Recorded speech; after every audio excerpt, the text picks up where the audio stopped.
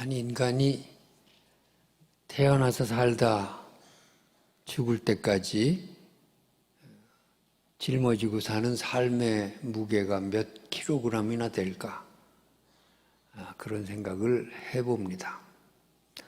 몇 킬로그램이 아니라 몇 메가톤급의 삶의 짐을 우리가 지고 살아가는 것 같습니다.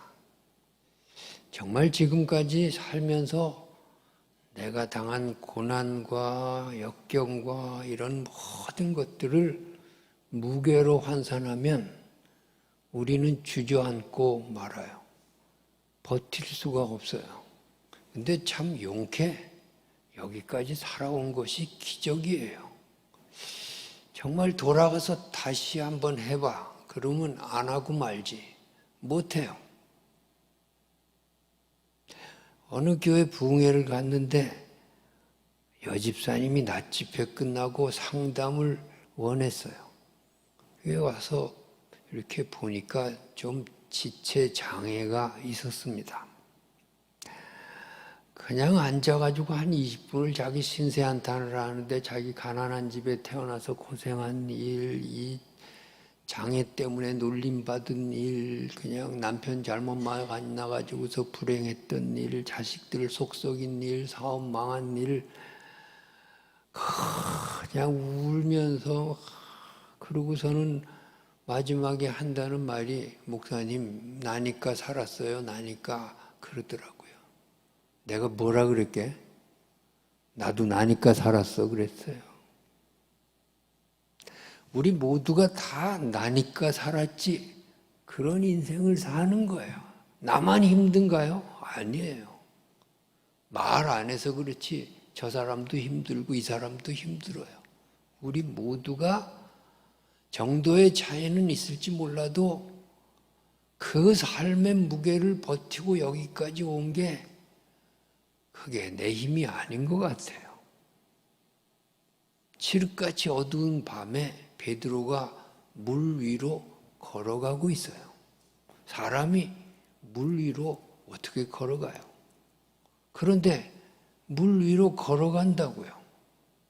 기적이죠. 가까이 가서 보세요. 그게 베드로의 얼굴인가요? 저와 여러분의 얼굴이에요. 오늘 우리가 물 위로 걸어간 것처럼 하루하루 기적 같은 삶을 살고 있다니까요. 왜요? 주님 쳐다보니까 버티는 거예요. 주님 바라볼 땐 베드로가 빠지지 않아요.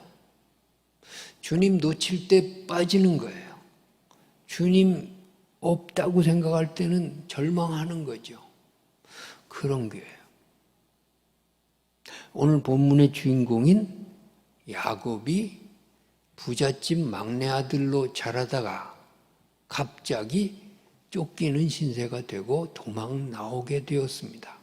형 에서가 죽이려고 그래요. 왜 죽이려고 하느냐 하면은 그 옛날에 팥죽 한 그릇에 장자권을 팔았거든요. 에서가 사냥해서 돌아왔는데 배가 고파 죽겠어요. 그 동생 야곱이 팥죽을 끓이고 있는데 너무 맛있게 보여요. 그거 좀 달라고 그랬더니 공짜로 못 준다고. 형 장자권 나한테 넘겨. 그게 농담으로 그런 줄 알았죠. 그게 너 가져라. 지금 배고픈 게 중요하지. 뭐 그게 뭐 이렇게 중요하냐. 그러고서 이제 마음대로 해라 그러고 팥죽 한 그릇 먹었는데 야곱이 꾀돌이 야곱이 눈이 어두운 아버지 이삭한테 가서 내가 장자입니다. 축복해 주세요. 그래가지고 이 이삭이 그냥 에서가 온 줄 알고 축복을 다 했어요. 나중에 에서가 내가 장자입니다 그랬더니 너 누구야? 벌써 축복을 내가 다 했는데 너 줄 축복은 없다. 반복해서 하는 법은 없거든요. 그러니까 에서가 화가 났죠. 이놈 내가 죽여버리겠다. 그 말을 어머니 리브가가 들었어요. 그 에서의 성격이 보통이 아니거든요. 잘못하면 이거 작은 아들 죽게 생겼어요. 야곱을 불러다가 너 여기 있으면 죽는다. 네 형 성질 알지? 빨리 외삼촌 라반의 집으로 도망가라. 그래서 지금 야반도주 해가지고 짐을 대충 싸가지고 도망 나왔다고요. 온실 속에 화초처럼 살던 이 야곱이 갑자기 이게 지금 길거리에 나앉게 돼 있어요. 에서의 칼날을 피해가지고 지금 뭐 산길로 새길로 가다가 길을 잃었나 봐요. 빈들에서 돌베개를 베고 잠을 자야 되는 이 처량한 신세. 눈물 나지요? 고독하지요? 이 삶의 무게가 감당할 수 없는 거죠. 그런데 11절에 보니까 설상가상으로 해가 졌다 그랬어요. 11절 한번 읽어보겠습니다. 한 곳에 이르러는 해가 진지라 거기서 유숙하려고 그곳에 한 돌을 가져다가 베개로 삼고 거기 누워 자더라. 해가 지면 어떻게 됩니까? 캄캄해집니다. 아무것도 안 보입니다. 여러분 살다가 눈앞이 캄캄한 상황을 만나지 않았습니까? 정말 절벽이 앞에 있는 것과 같은 그런 상황 말이에요. 어떻게 해볼 도리가 없는 거죠. 눈앞이 캄캄한 상황이 된 거예요. 짐승의 울음소리만 들리지 도움의 손길은 하나도 없지 언제 에서가 들이닥쳐서 죽일지 모르지. 자, 이럴 때 어떻게 하면 좋겠습니까? 오늘 11절 마지막에 보니까 야곱이 누워서 잤다 그런 표현이 있습니다. 12절 처음에 보니까 꿈을 꾸었다는 말이 있습니다. 이것이 방법이에요. 누워서 잤다는 게 뭐예요? 인간적인 권모술수를 내려놓는 거예요. 내 힘으로 하려던 것을 포기하는 거예요. 이제 내 잔꾀를 부려가지고 뭐 돌파구를 찾겠다는 것을 포기하고 중단하는 거예요. 꿈을 꾸었다는 건 뭐예요? 영적인 활동이 시작되는 거예요. 이제는 하나님께 무릎 꿇고 기도하는 거예요. 이제는 하나님의 도움을 청하는 거예요. 이제 땅을 바라보다가 하늘을 바라보는 거예요. 그랬더니요, 놀라운 일이 벌어졌어요. 하늘이 야곱에게 훤히 열려 있더라고요. 땅은 막혀 있는데 하늘은 열려 있어요. 그걸 바라보면서 야곱이 희망을 갖게 되는 거죠. 여러분, 땅 쳐다보지 마세요. 사면이 다 막혀 있어도 하늘은 여러분에게 열려 있는 줄로 믿습니다. 하늘을 바라볼 때에 거기에 소망이 생기는 거죠. 내가 아무리 세상의 일이 힘들어도 하늘은 항상 열려 있고요. 천군 전사들이 오르락내리락, 내리락 오르락 아니고 오르락내리락이 뭐예요? 벌써 천사들이 야곱과 함께 야곱을 지켜주고 있었어요. 거기서부터 오르락내리락 하는 거죠. 야곱이 혼자가 아니더라고요. 하늘을 바라보니 고독의 문제가 해결이 되었어요. 게다가 13절에 보니까 하나님이 야곱을 주목해서 보시는데 서서 야곱을 보셨다. 그런 표현이 있어요. 또 본즉 여호와께서 그 위에 서서 이르시되. 여러분, 하나님이 무슨 서시겠어요? 서셨다는 표현이 뭘까요? 사랑과 관심을 집중시키셨다 그 말이에요. 사도행전에 스데반이 죽을 때 주님께서 하늘 보좌 우편에서 벌떡 일어서셔서 스데반의 죽음을 목도하셨어요. 야곱이 가장 외로울 때 하나님의 관심은 야곱에게 집중되어 있었어요. 야곱이 가장 눈물 날 때 하나님의 사랑이 야곱에게 집중되어 있었어요. 여러분이 가장 힘들 때 하나님은 여러분에게 사랑과 관심을 집중하고 계심을 믿으시기 바랍니다. 자식 키워봤나요? 부모의 마음은 어디에 있습니까? 사업 잘 되고 건강하고 만사형통한 자식에게 있나요? 안 되고 못나고 망한 자식에게 가 있지 않습니까? 하나님의 우리를 향한 심정은 바로 그런 거예요.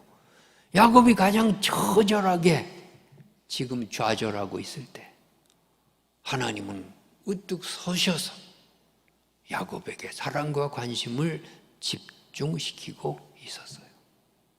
그 하나님을 바라보는 거죠. 하나님이 내게 관심을 가져주고 있다면 세상 사람들이 다 나를 버려도 다 보상이 되는 거죠. 그게 중요한 게 아니잖아요. 그래요. 내가 세상 일에 골몰할 때 하늘이 보이지 않는 거죠. 하나님이 살아계시고 나를 사랑하신다는 것이 전혀 느껴지지 않는 거죠. 세상의 곤모습을 내려놓고 하나님 살려주십시오. 그때 하나님이 내게 보이는 거죠. 하나님 사랑이 느껴지는 거죠. 게다가 하나님의 말씀이 들려지는 축복이 임했어요. 하나님의 말씀이 들려지는데 그 말씀이 약속의 말씀으로 들려져요. 내가 내 방법대로 살 때는 말씀이 들어오지 않아요. 설교 시간에 졸려요. 팔짱 끼고 그냥 말씀 듣다가 끝나는 거예요. 근데 내가 간절해지면 저 말씀이 꼭 나를 향한 말씀 같아요. 우리 목사님이 어떻게 내 사정을 저렇게 잘하시나? 아멘, 아멘. 말씀이 들려온다니까요. 그게 축복이죠, 축복이죠. 세상 일이 너무 잘 돼가지고 말씀이 전혀 필요 없으면 그건 저주죠. 내가 문제가 터지고 뭐가 속상한 일이 있고 가슴이 답답해서 하나님의 말씀을 들을 기가 생기면 그것이 축복인 줄 아시기 바랍니다. 하나님의 말씀이 들려오는데 약속의 말씀으로 들려와요. 그 약속의 말씀이 13절, 14절, 15절에 기록되어 있어요. 또 본즉 여호와께서 그 위에 서서 이르시되 나는 여호와니 너희 조부 아브라함의 하나님이요 이삭의 하나님이라. 내가 누워있는 땅을 내가 너와 네 자손에게 주리니. 14절, 15절 같이 읽습니다. 네 자손이 땅에 티끌같이 되어 내가 서쪽과 동쪽과 북쪽과 남쪽으로 퍼져나갈지며 땅의 모든 족속이 너와 네 자손으로 말미암아 복을 받으리라. 내가 너와 함께 있어 내가 어디로 가든지 너를 지키며 너를 이끌어 이 땅으로 돌아오게 할지라. 내가 네게 허락한 것을 다 이루기까지 너를 떠나지 아니하리라. 여러분, 이 하나님의 말씀이 들려오는 거예요.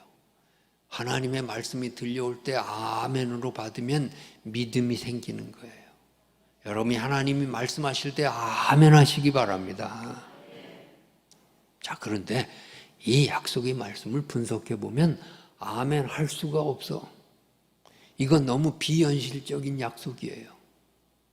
지금 야곱은 쫓겨서 도망가기 바쁜데 뭐 돌아와서 어떻게 해주겠다고?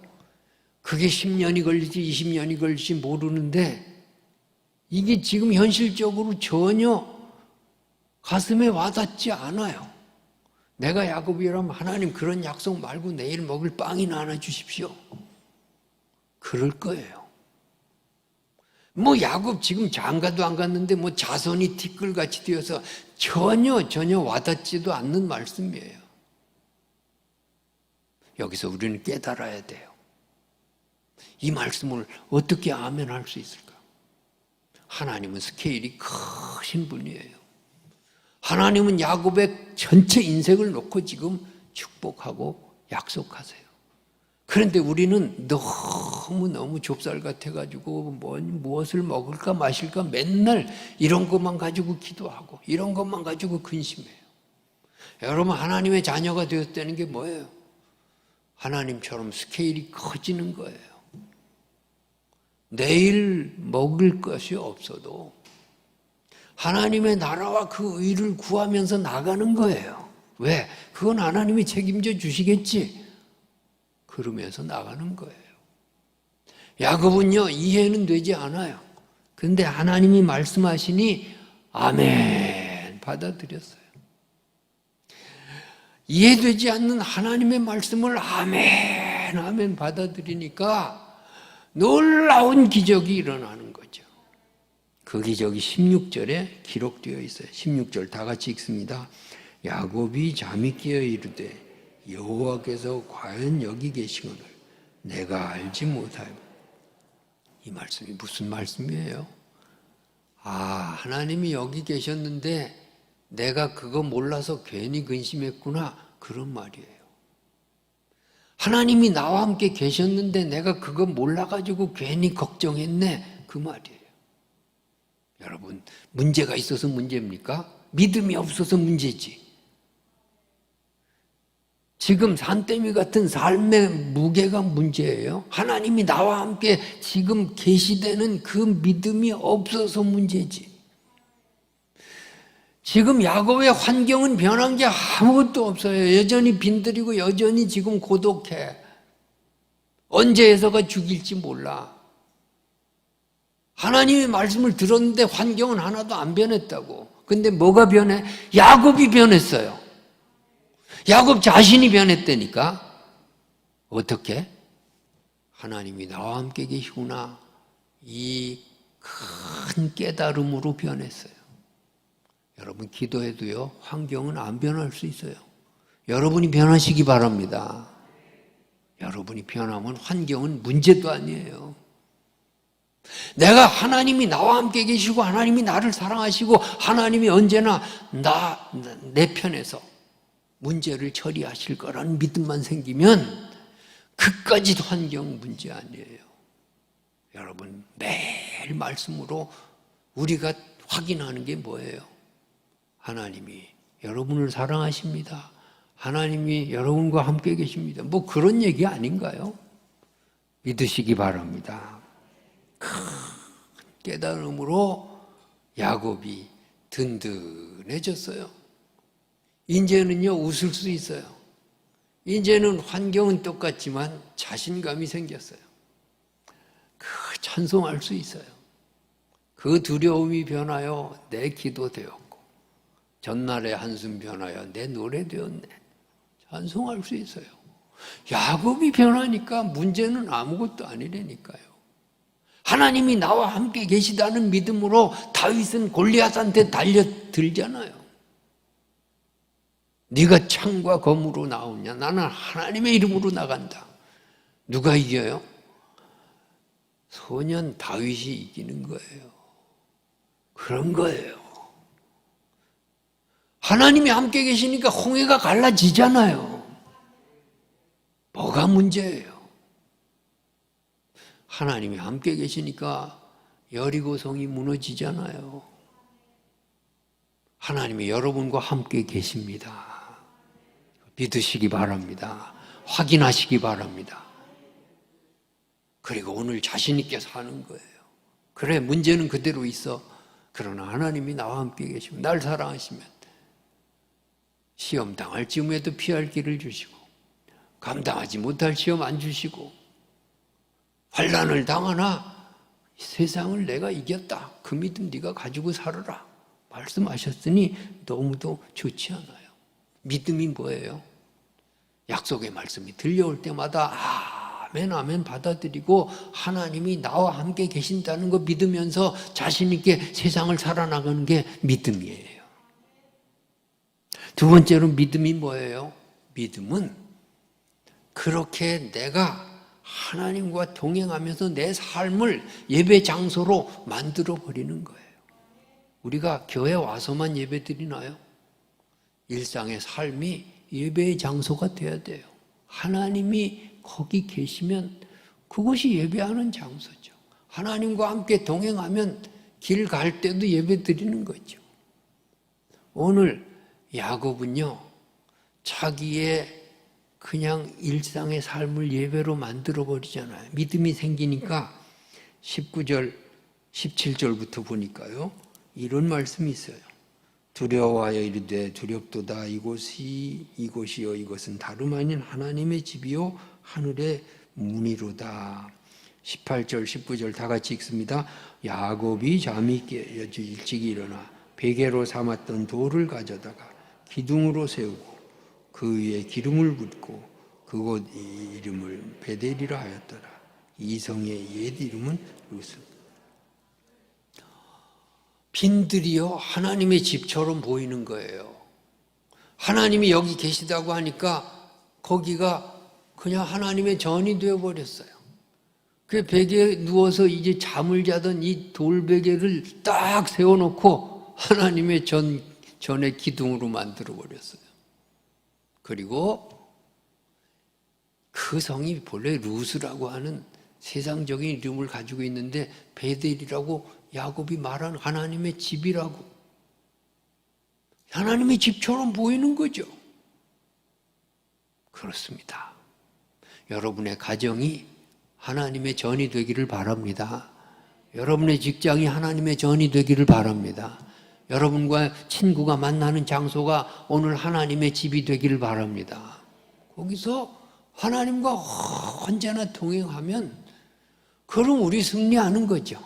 어떤 문제도 다 극복하는 거죠. 우리의 삶이 예배가 되는 거죠. 이게 믿음이에요. 그리고 믿음이 뭐예요? 하나님의 약속이 이루어질 때까지 내가 기다리는 게 믿음이에요.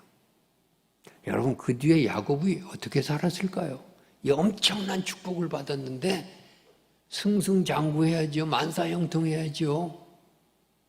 근데 정반대의 삶이 주어져요.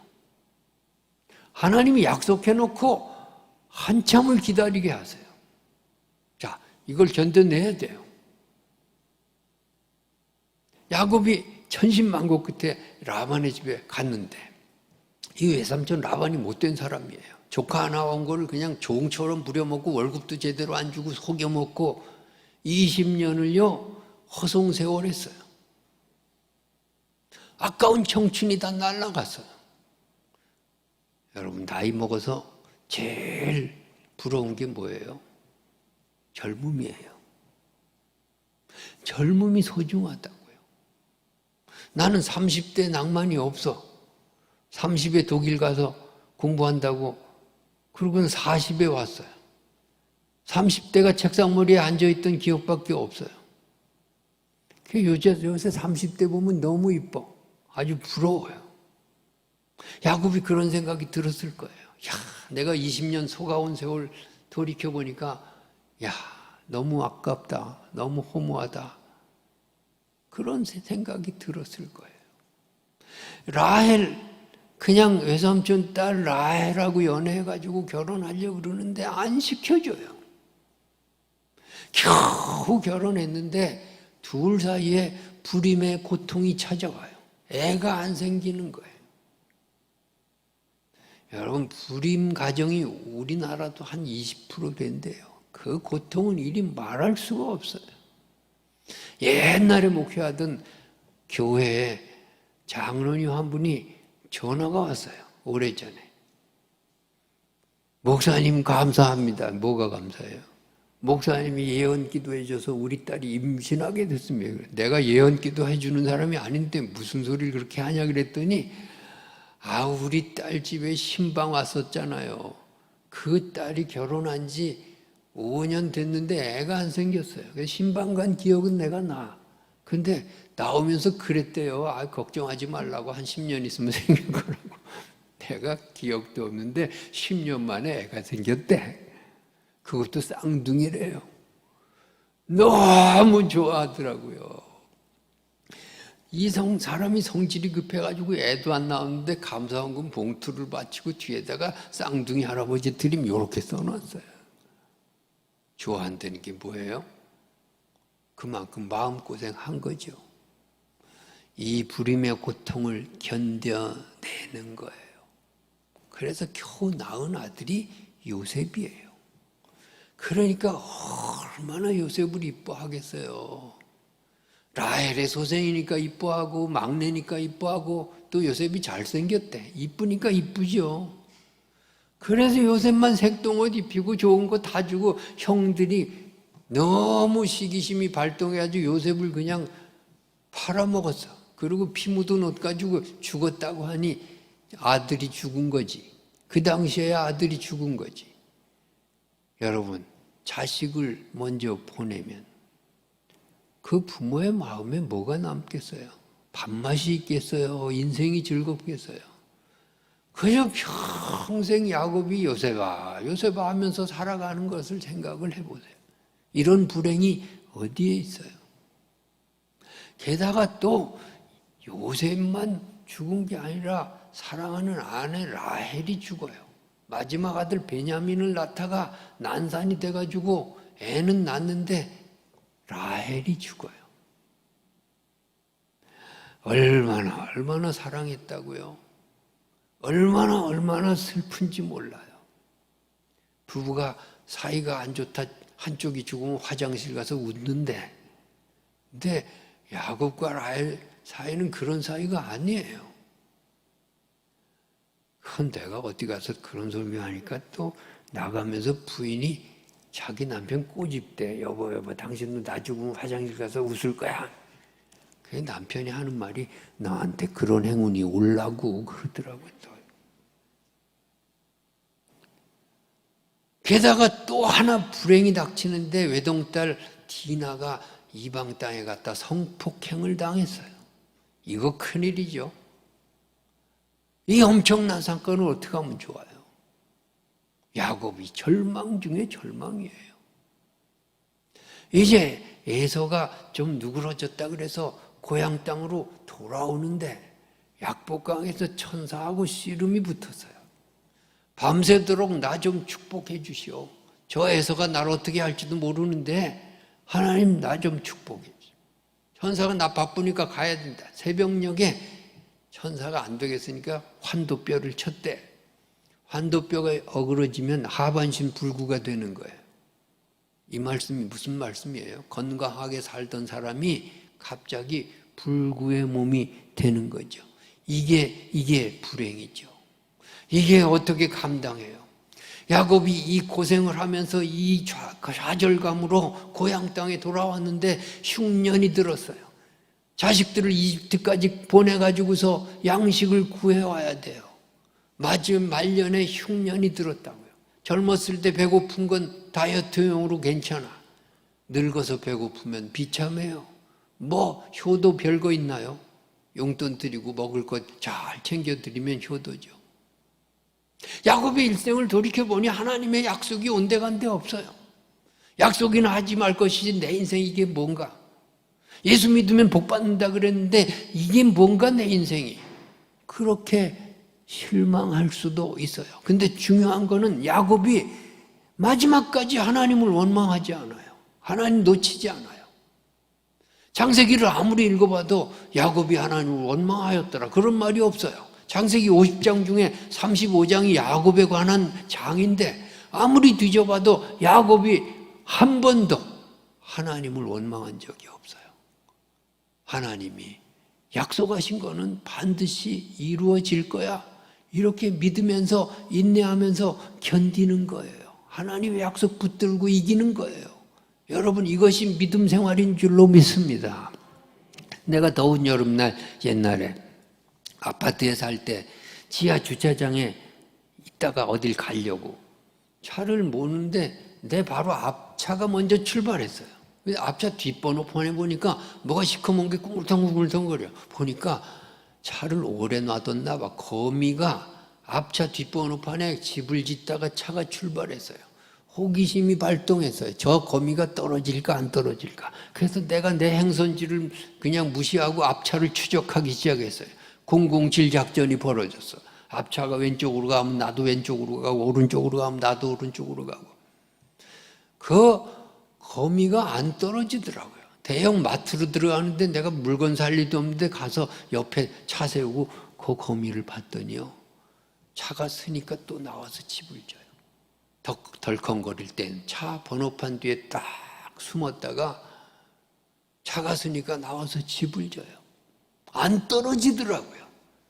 여러분 덜컹거릴 때가 언제예요? 고난의 때예요. 시련의 때예요. 하나님의 말씀 붙드시기 바랍니다. 하나님의 말씀 뒤에 숨으시기 바랍니다.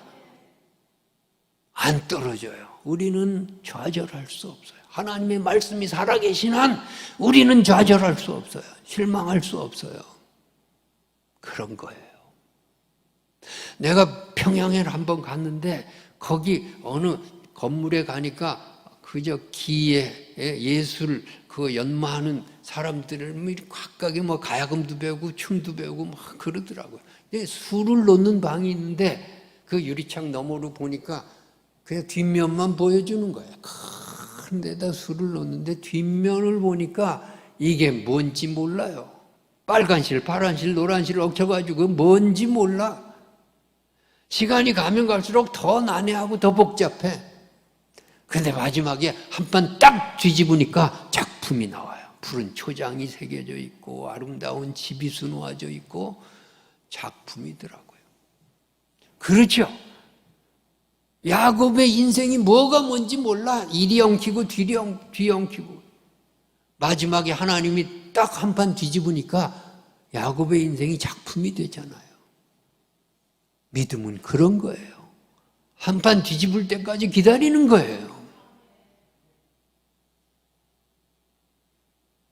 여러분, 드라마에 보면요, 주인공은 고생하게 돼 있어요. 주인공이 처음부터 잘 먹고 잘 살다가 행복하게 끝났다. 그러면 작품이 아니야. 그건 시청률 떨어져. 주인공은 처음부터 고생하다가 마지막에 반짝하고서 끝나.